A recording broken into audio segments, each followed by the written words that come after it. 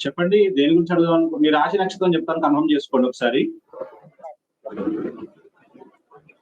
మీ రాశి వచ్చేసి చంద్రుడు ఎప్పుడే పోయాడబ్బా వృషభ రాశి. మేషరాశి కూడా అప్పుడే పోయింది.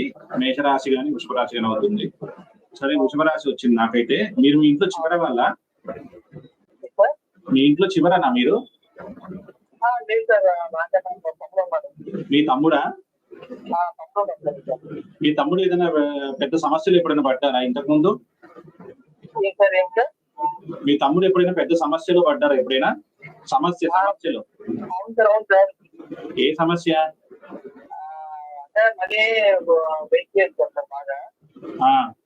ఎన్ని లక్షలు?